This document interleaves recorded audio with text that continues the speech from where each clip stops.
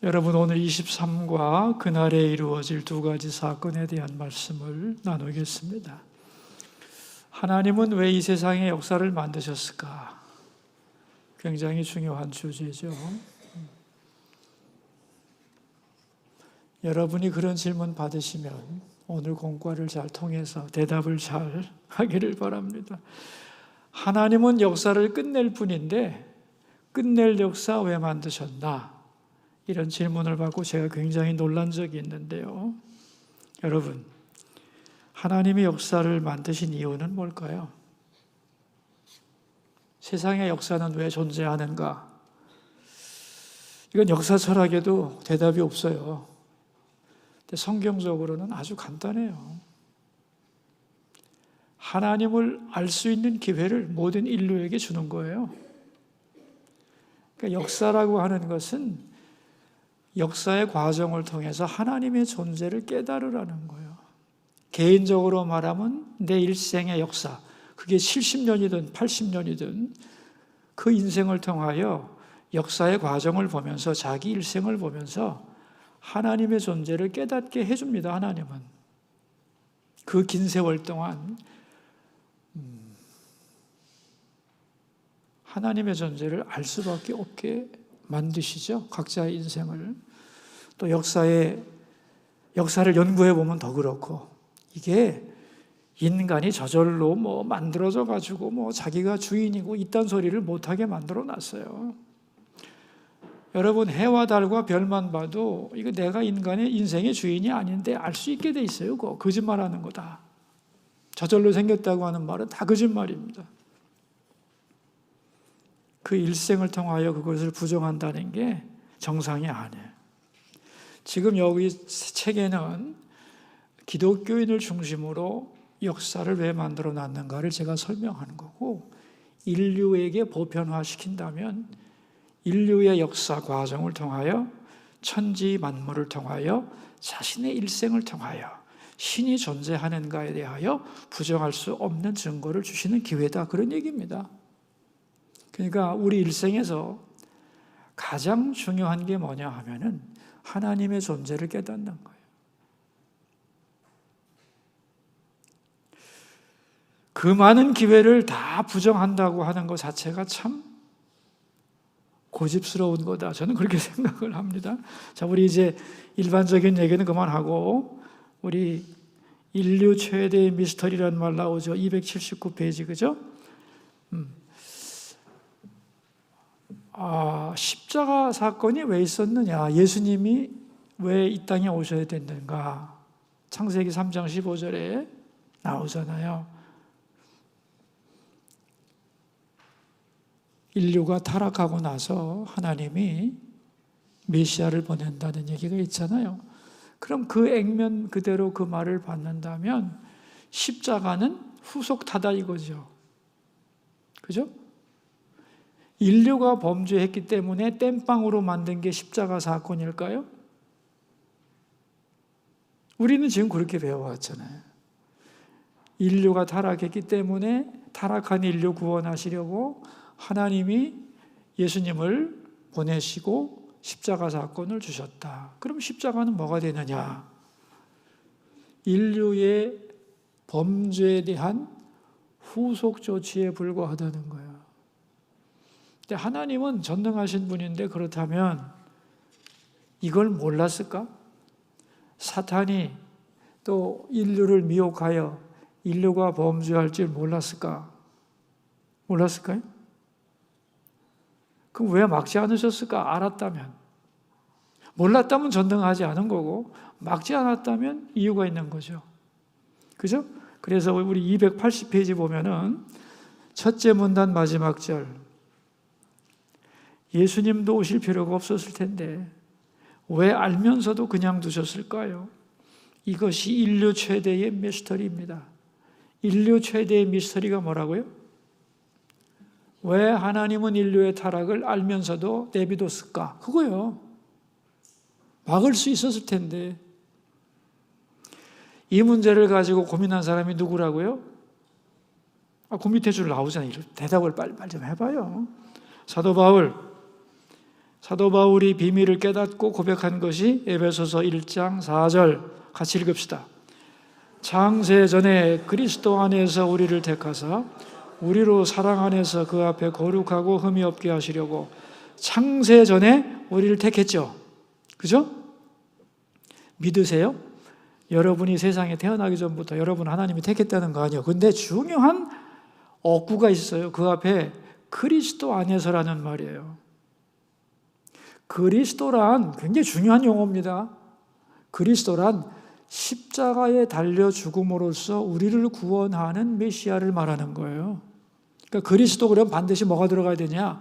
십자가와 연결이 돼야 돼요. 예수님을 그리스도로 알지 않으면 예수님을 모르는 거예요. 사람들은 예수님 안다고 생각하죠? 예수가 그리스도라는 걸 모르는 사람도 굉장히 많습니다. 언젠가 이걸 내가 다뤄줘야 되겠다 그런 생각을 하고 있어요. 요한복음 강의하면서. 예수와 그리스도가 다른 건데 그리스도 안에서 이 말은 뭐냐면 십자가 사건을 통하여 그런 뜻이에요. 창세전에 우리를 택하셨는데 예수님의 십자가 사건을 통하여 구원하기로 선택하셨다는 거예요. 이게 무지무지한 얘기입니다. 이게. 그래서 그 밑에 줄에 나오죠. 여기서 중요한 것은 창세전에 그리스도 안에서 우리를 택했다는 말입니다.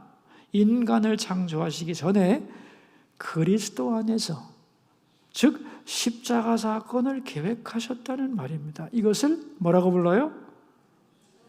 하나님의 신비. 성경에 많이 나오는 용어입니다. 이거 하나님의 신비.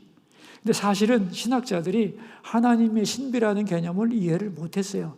어떻게 이해했냐면 창세전에 우리를 택했다는 것을 신비로만 생각했어요. 근데 중요한 한 단어를 잊어버린 거죠. 그리스도 안에서라는 말을. 하나님의 신비가 그렇다면 왜 필요하냐 설명을 해놨어요. 굉장히 어려운 얘기인데 들어보기도 어려운 얘기일 겁니다. 하나님의 신비가 왜 필요하대요? 그 밑에 나오죠. 부잣집 자녀들은 자기가 누리는 특권이 얼마나 큰지 잘 모릅니다. 태어나면서부터 주어졌기 때문에 당연한 것으로 생각하고 자기에게 그럴 자격이 있다고 생각합니다. 감사가 별로 없습니다. 맞아요? 틀려요? 빨리 대답해요. 내가 하나 물어봅시다. 그러면은 인류의 최초 환경이 에덴 동산이었는데 완벽한 환경이었죠. 그죠? 아담과 하와는 감사가 있었을까 없었을까? 대답하세요. 대답해 보세요. 왜? 왜? 태어날 때부터 다 있었거든. 그래서 난 요즘 애들이 참 힘들 거라고 생각합니다. 적어도 우리 정도가 되면은 모든 게 감사하죠. 죽을 병에서 회복됐으면 건강한 것 자체가 감사하고, 굶던 사람이 밥 먹으면 밥 먹는 것 자체가 감사하고, 무시받던 사람이 자유롭게 살면 그거 자체가 감사하고, 모든 완벽한 조건에서 태어났어요. 감사를 모르는 인간. 우리가 볼 때는 쟤네 참 행복하겠다 그러지만 저는 반대로 참 힘들겠다. 감사 없는 인간이 얼마나 삶이 힘들까 그런 생각을 합니다. 그게 당연한 거라 생각하니. 근데 그 당연한 것을 유지하기는 더 힘들 거거든. 앞으로 힘들겠다. 그런 생각이 와닿아요. 여러분 어떻게 생각하세요?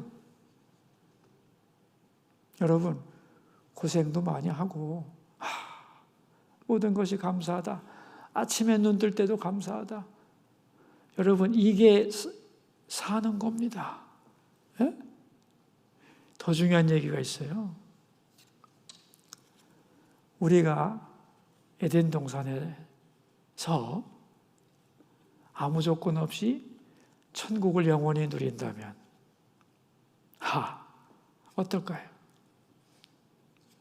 거기 써놨어요. 그래서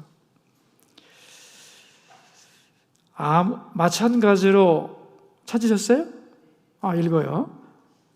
아무 대가도 없이 천국에서 영원히 살게 되면 이것이 당연하고 내가 잘났기 때문이고 자격이 있기 때문이라고 생각합니다. 인간은 그런 존재입니다. 이것이 피조물의 한계입니다.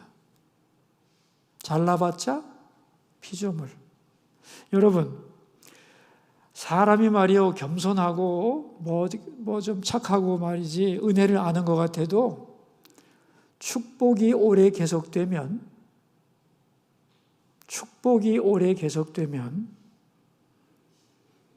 당연한 것으로 생각합니다. 10년 동안만 고난이 없으면 인간은 글쎄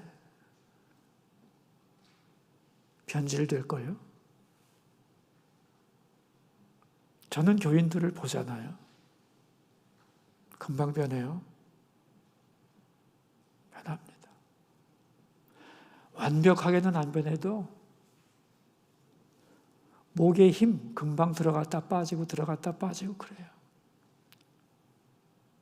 이게 한평생, 아니 영원히 안 변할 수 있는 피조물이 있을까요? 에? 안 변한다고? 천만에. 내려다 10년만 만사가 태평하면은 믿음 팔아먹기 딱 좋다고. 피조물의 한계라는 게 있는 거예요. 그래서 이런 부족한 인생들에게 반드시 필요한 게 뭐냐? 280페이지 마지막 문단이에요. 자, 조심해서 읽읍시다. 이런 사람들에게 반드시 필요한 것이 무엇인가? 내가 천국에 온 것은 자격이 있어서가 아니고 죄인인 나를 위해 예수님이 세상에 오셨고 십자가에 죽으시고 부활하셔서 우리를 구원해 주셨다는 고백. 하나님은 아들까지 우리를 위해 주셨다는 고백입니다. 우리를 위한 하나님의 희생과 사랑이 얼마나 놀랍고 처절한지를 깊이 깨닫고 영원히 잊지 않게 하려는 것입니다. 그래서 천국에서 영원히 감사하며 찬양하게 하며 살게 하시려고 십자가 사건을 계획하십니다. 천국에서 우리 주님을 뵙겠죠. 예수님 뵙겠죠. 예수님의 손에 못자국과 아시겠어요? 영원히 나는 자격 없는 인간에게 주어진 이 놀라운 은혜에 대한 감격. 이걸 잊어버리면 천국이 안 되는 거예요. 감사 없는 천국이 무슨 천국이야. 그런 겁니다, 여러분. 그래서 역사의 끝에 어떤 일이 일어나는가? 성경 구절 나오죠? 요한계시록 7장, 그죠? 자, 우리 한번 읽어봅시다. 이 일 후에 내가 보니 각 나라와 족속과 백성과 방언에서 아무도 능히 셀 수 없는 큰 무리가 나와 흰옷을 입고 손에 종려가지 들고 보좌 앞과 어린 양의 큰 소리로 외치려되 구원하심이 보좌에 앉으신 우리 하나님과 어린 양에게 있도다 하고 온 인류가 역사의 마지막에 구원의 찬송을 부를 것인데 뭐라고 하느냐? 구원하심이 보좌에 앉으신 우리 하나님과 어린 양에게 있도다. 어린 양을 통한 십자가 사건으로 인하여 우리가 하나님의 영원한 나라에 들어온 것에 대한 감격을 영원히 잊지 못하게 하기 위하여 십자가 사건은 필요하고, 그래서 십자가 사건 하나님은 알면서 두신 거고 타락도 알고 허락하신 거고, 그래서 십자가 사건의 배경이 뭐냐? 그 역사라는 거예요, 그게. 십자가 사건이 일어난 배경으로서의 시간, 그게 세상의 역사다. 그래서 우리 마지막 문단을 봅시다. 이것을 위해 허락하신 것이 세상의 역사입니다. 세상 역사 속에서 하나님의 백성은 신앙을 훈련시킵니다. 훈련이 끝나면 이 세상의 역사도 끝나는 것입니다. 그러므로 역사의 목적은 뭐다? 하나님 백성의 구원입니다. 역사의 목적은 하나님 백성의 구원입니다. 이걸 개인적으로 말하면 나의 일생은 내가 하나님 자녀되는 신앙 훈련입니다. 그런 뜻이에요.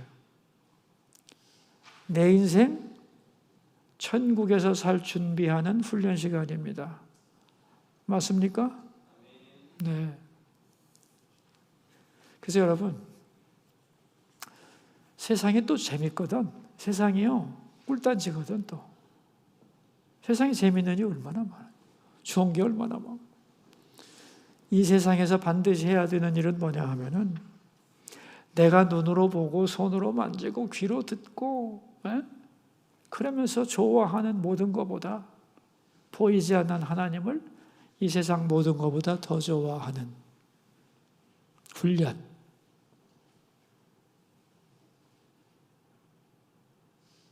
그 훈련을 살아있을 때 해야 돼요. 살아있을 때 해야 할 훈련이 뭐라고요? 살아있을 때 해야 하는 훈련. 살아서 내가 눈으로 보고 손으로 만지고 귀로 듣고 그 보이는 모든 좋은 것보다 보이지 않는 하나님을 더 사랑하고 더 기뻐하고 더 신뢰하고 더 만족하기. 그게 살아있을 때 해야 할 일입니다. 아멘인가요? 네. 그겁니다. 자, 우리 282페이지 두 번째 문단, 이사야서 이제 본문이죠. 27장은 이사야의 소묵시록 마지막 장인데 27장에서는 그날, 즉 역사의 끝날에 일어날 두 가지 사건이 기록되어 있습니다. 첫째가 뭐예요? 성경 구절 나오죠. 1절, 그죠? 그날에 여호와께서 그의 견고하고 크고 강한 칼로 날랜 뱀 리워야단, 곧 꼬불꼬불한 뱀 리워야단을 벌하시며 바다에 있는 용을 죽이시리라. 여기서 이제 리워야단은 사탄을 가리키는 용어다, 그런 얘기죠.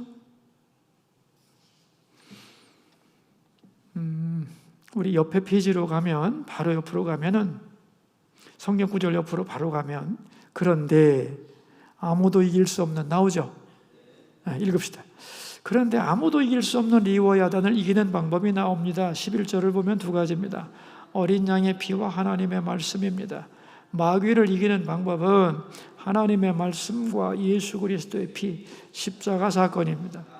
그러니까 이사야서 27장 1절에서 하나님이 그날에 리워야단을 죽이신다는 말은 하나님이 마지막 날에 사탄을 진멸하신다는 뜻입니다. 자, 마지막 날에 일어나는 첫 번째 사건 뭐예요? 사탄이 멸망한다. 뭐라고요? 네, 사탄이 망하는 거. 그게 인류 역사의 끝에 일어나는 첫 번째 사건이에요. 그러면은 보세요, 여러분. 역사 끝에 두 가지가 일어나는데 첫 번째가 사탄이 망할 거야, 멸망할 거야 라고 가르쳐주는 이유가 뭘까요? 그거 왜 가르쳐줘야 돼요? 하나님이 우리에게? 그 이유가 그 밑에 줄에 제목으로 나와 있어요. 예? 결과를 안다면 달라지겠죠? 아니, 생각해 보세요. 둘 중에 하나 편을 들어야 되는데 한쪽은 망할 놈이야. 그럼 거기다가 내 인생을 걸 인간이 있으면 나와보라 그래. 예?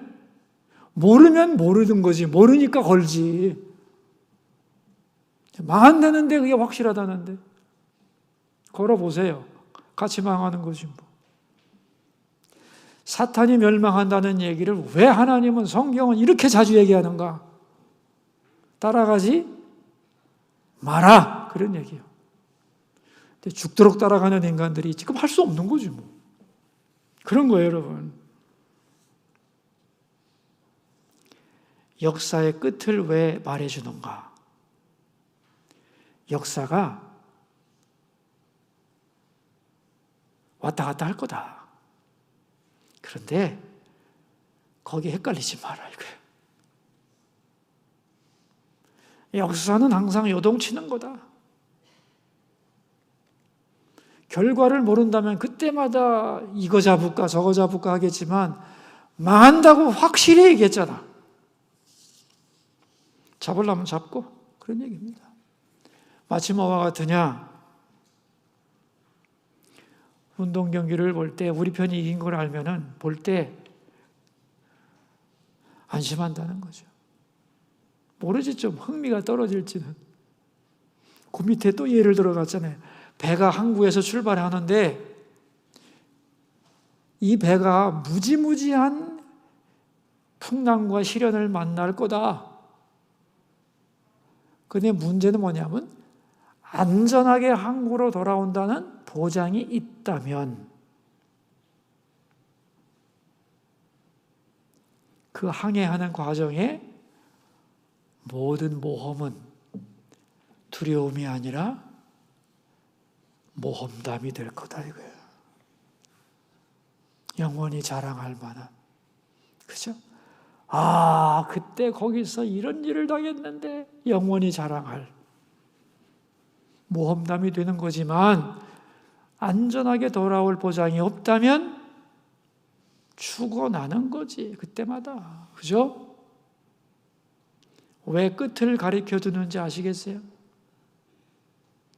이 끝을 가르쳐 준다는 게 무지무지한 은혜입니다, 여러분. 여러분, 예수 믿는 게 별거 아닌 것 같죠? 앞으로 갈수록 복잡해질 겁니다, 세상. 예? 안 믿는 사람 편하다고? 요한계시록을 보세요, 여러분. 믿는 사람이 고난받는 게 힘든 건지 안 믿는 사람이 지멋대로 살다가 세상 망하는 걸 보는 게 힘든 거지. 다 설명해 놨어요. 비교가 안 된다는 거예요. 누가 힘들까요? 누가 힘들까요? 그래, 안 믿고 살아보라고 그래. 역사의 주인이신 하나님 믿고 사는 게 복인 줄로 믿습니다.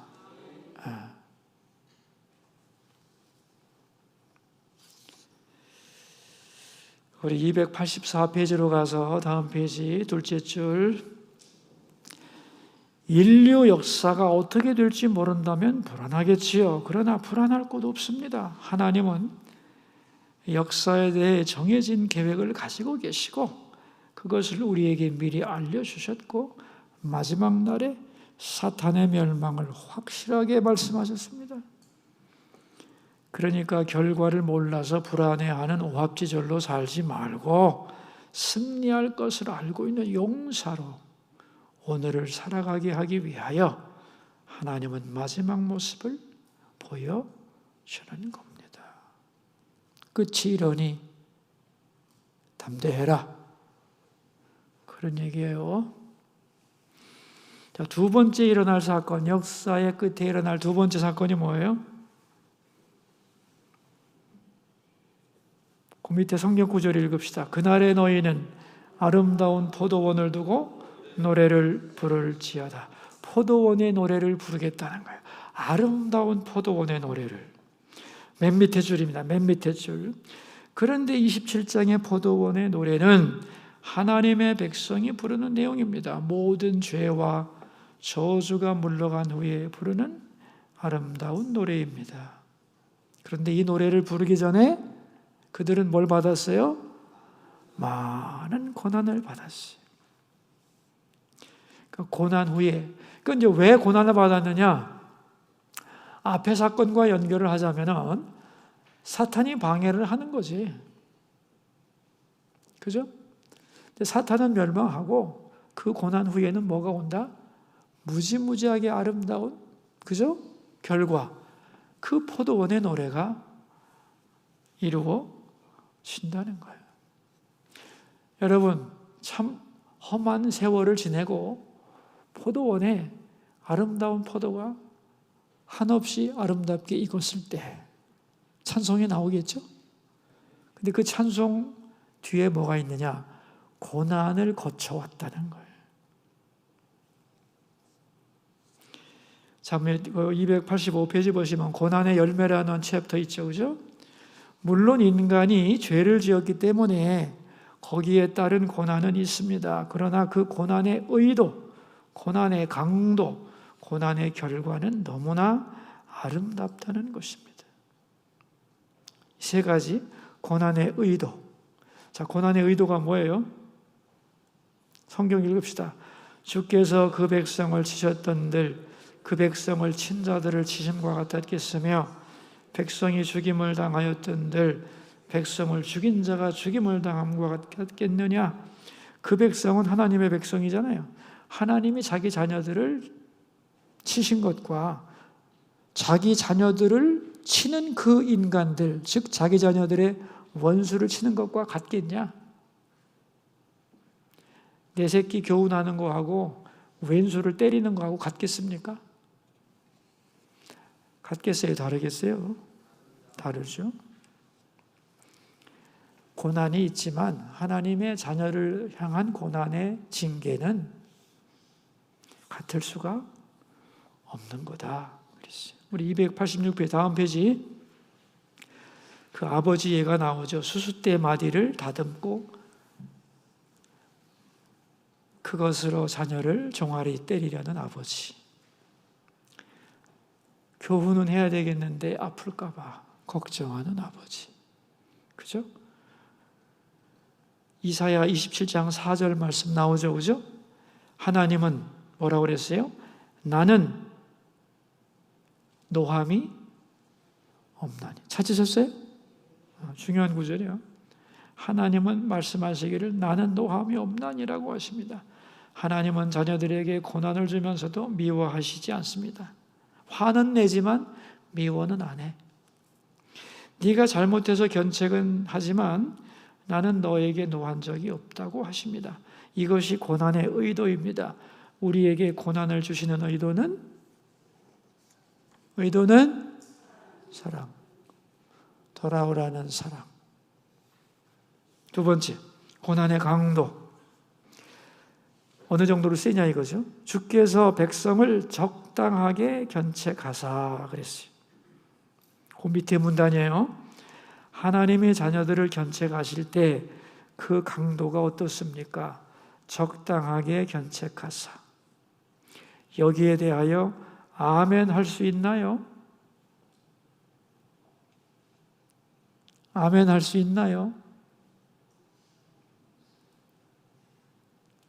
아멘 할 수 있나요? 아마 안 할 겁니다. 내가 고난을 당할 때는 너무 심하다, 과하다고 느낄 수도 있습니다. 그러나 아닙니다. 세월이 지나고 시간이 흐른 후에 나중에 보면 적당했다는 것입니다. 그래서 사도 바울이 이렇게 말했죠. 사람이 감당할 시험 밖에는 너희가 당한 것이 없나니. 여러분, 하나님이 고난을 세게 주면 이길 인간이 하나도 없어요. 그죠? 없습니다. 고난은 필요해요. 제가 봐도. 근데 적당히 주셔야 돼. 그래야 돌아오고 죽지 않고 살아서 깨닫겠지. 그게 고난의 강도예요. 우리가 잘못해서 고난 받아도 감당할 만큼만 준다는 거예요. 마지막 고난의 결과 뭐예요? 우리 속에 있는 우상을 제거하는 것이다. 그랬어요. 우상이라는 게 뭐예요? 하나님이 아닌데 하나님보다 더 좋아하는 것. 그게 우상이에요. 여러분 마음속에 우상이 있죠? 아닌 척하지 말고 빨리빨리 얘기해요.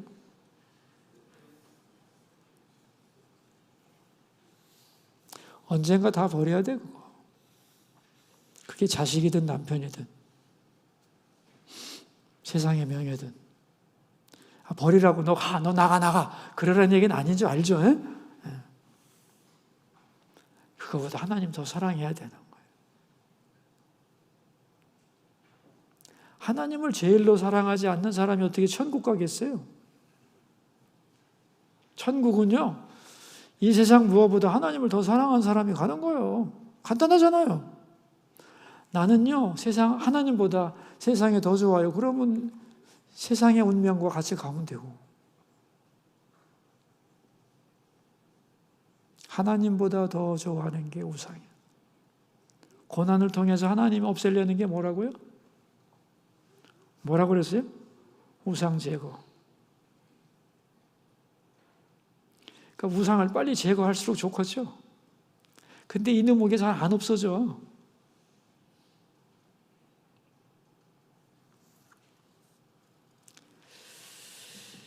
그런 얘기입니다. 자, 우리 288페이지로 가서 두 번째 문단. 이 우상을 어떻게 제거하고 참되신 하나님만을 섬기게 할 수 있는가? 그래서 이스라엘 백성들이 망하기 전에, 바벨론 포로로 망하기 전에 바벨론의 우상을 섬겼어요. 그죠? 태양상과 아세라상. 그게 뭐냐면 번영을 위한, 번영의 신을 섬기는 거거든요. 그래서 우상을 하도 좋아하니까 어떻게 했어요? 함께 살아봐라 그랬잖아요.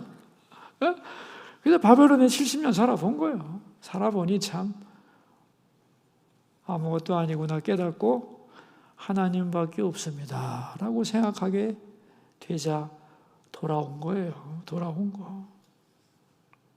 그래서 돌아와서 하는 일이 뭐냐? 그게 결론입니다. 288페이지 성경 구절 같이 읽읍시다. 그날에 큰 나팔을 불리니 아수르 땅에서 멸망하는 자들과 애굽 땅으로 쫓겨난 자들이 돌아와서 예루살렘 성산에서 여호와께 예배하리라. 진정으로 돌아와서 하나님밖에 없습니다 고백하는 그 고백이 진정한 예배다, 그런 얘기죠. 그걸 아름다운 포도원의 노래라고 부르는 거예요. 고난 후에 맺혀진 아름다운 포도를 보면서 부르는 노래, 그런 얘기입니다. 그래서 이 포도원의 노래가 인류 역사에 구원받는 모든 백성이 불러야 될 노래이고, 가깝게는 내가 인생의 마지막에 죽으면서 하나님 앞에 부를 노래, 그게 포도원의 노래다, 그런 말이에요. 거기 나왔죠? 그냥 일부러 써놨어요. 이런 고백하고 죽어야 된다고. 289페이지 맨 위에 있죠. 개인적으로 말하면 내가 죽으면서 마지막 인생의 고백으로 해야 될 말이 뭐냐? 하나님, 우리가 우리 죄로 고난을 받았지만 하나님은 우리를 미워하지 않으셨고 우리의 고난은 과하지 않았으며 그 고난 때문에 내 안에 있는 모든 우상이 사라졌습니다. 그래서 이제는 오직 하나님만 바라보며 기뻐하는 사람으로 살 수 있게 됐습니다. 이것이 신앙인의 마지막 고백이고 우리 일생의 고백이 되는 겁니다. 다음 구절 읽읍시다. 하나님, 제 인생을 돌아보니 하나님은 저를 사랑하시지 않은 적이 없었고 고생도 많이 했으나 하나님이 견디고 이기게 해주셨고 그래서 오늘 제가 하나님의 사람으로 여기 서 있습니다. 저에게는 하나님만이 전부입니다. 이것이 아름다운 포도원 노래입니다. 이것을 이루기 위하여 역사가 있는 것입니다. 그래서 마지막 날에는 진정한 예배를 드리겠다는 것입니다. 천국에서 드리는 것이 뭐냐? 예배다. 그랬더니 또 이 어리석은 사람들이 아이고 예배만 영원히 드리면 무슨 재미로 살아요? 또 이딴 소리를 한다는 거지. 예? 1시간도 지겨워 죽겠는데 졸고 앉았는데 그게 죄인의 모습이다, 그런 얘기입니다. 천국에서 드리는 예배가 우리 주보에 나온 순서대로 하는 예배였어요. 그게 하나님을 바라보며 감격하는 찬양이 예배의 본질인데, 우리식으로 목사님이 나와가지고 사회자가 나오고 왔다 갔다 하는 그런 예배 아니다. 차원이 다른 예배다. 그 예배는 내 영혼이 기뻐 뛰는, 하나님 앞에서 감격하는 그러한 예배다 하는 것입니다. 그래서 그 예배의 그 이미지를 어떻게 설명했는가 하면은, 세 번째 문단에 다섯째 줄, 온전히 회복된 나 자신이 되었습니다. 찾으셨어요? 찾으셨어요? 거기부터 읽어요. 온전히 회복된 나 자신이 되었습니다. 그 나라고 하는 존재가 하나님을 만났을 때 느끼는 감격과 행복, 그것이 바로 예배입니다. 그것이 바로 천국의 기쁨입니다. 이 기쁨은 인간이 상상할 수 없는 최고의 기쁨입니다. 우리는 죄인이기 때문에 그 기쁨을 상상할 수 없다는 것을 인정해야 합니다. 인간은요, 지옥은 상상할 수 있는데 천국은 상상을 못해요. 인류 역사 속에 천국은 상상이 안 돼요. 인간의 힘으로는. 왜 그런 줄 아세요? 인간은 거룩함보다는 죄악에 가깝기 때문에 지옥을 상상하는 것은 가능해요. 천국은 상상이 안 돼요. 이 인간의 한계입니다. 왜? 죄인이라서. 그러니까 천국의 기쁨을 상상 못해요.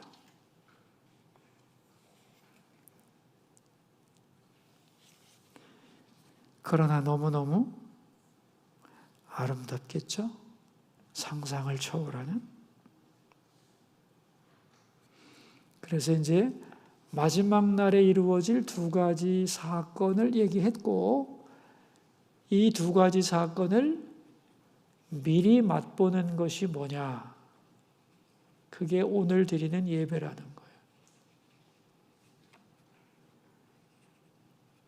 거예요. 예배 드릴 때 두 가지를 느끼면 돼요. 첫째, 사탄은 멸망한다. 그리고 하나님의 승리를 찬양하는 것. 그 예배예요. 다음 페이지 290페이지. 한 주의 엿새 동안 세상에 살면서 우리는 악이 승리할 것 같은 위험 속에서 시달렸습니다. 그래서 늘 불안했죠. 그런데 예배를 바로 드리면 악은 멸망하고 하나님이 승리하신다. 믿음이 승리한다. 말씀대로 된다는 것을 확신하게 됩니다. 이것이 예배의 결과입니다. 그러니까 마지막 날에 일어날 두 가지 사건을 우리는 예배, 진정한 예배를 통하여 경험하게 되는 거다.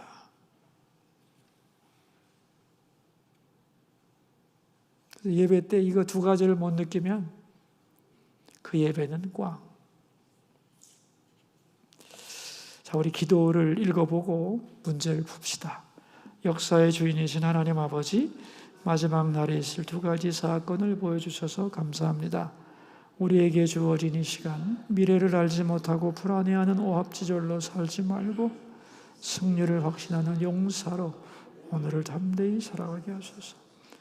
1번 문제, 역사의 끝날에 일어날 두 가지 사건은 무엇입니까?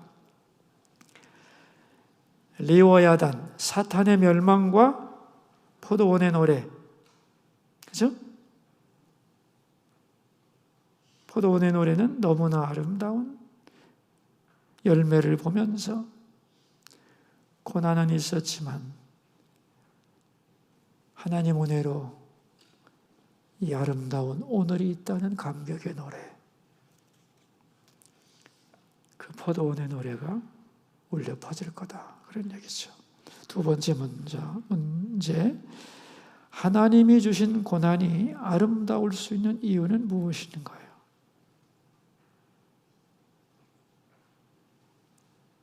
고난이 왜 아름다우냐?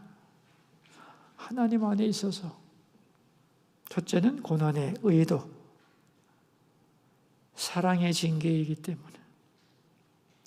고난의 강도, 감당할 만한 것이기에.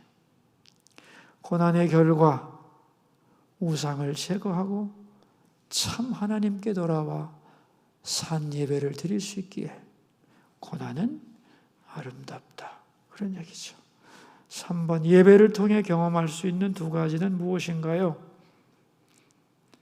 예배를 통해 하나님께서 주신 감격을 경험한 적이 있다면 나눠봅시다. 두 가지잖아요. 악의 멸망과 포도원의 노래, 구원의 노래. 그죠?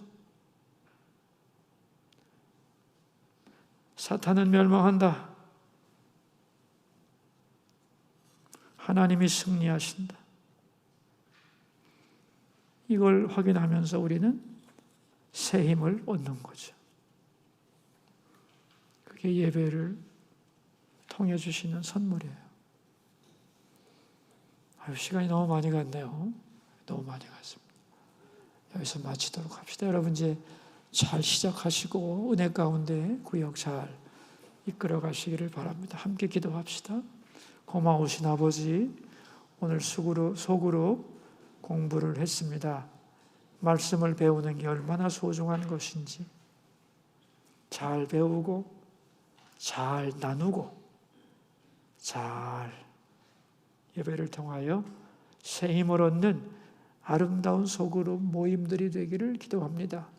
교구장, 구역장, 권찰님들에게 은혜 주셔서 교구와 구역을 잘 돌볼 수 있도록 도우시고 모이는 사람들, 모이는 장소마다 은혜 내려주시고 모여서 행복한 시간, 말씀으로 새로워지고 충만한 시간 만들어 주옵소서.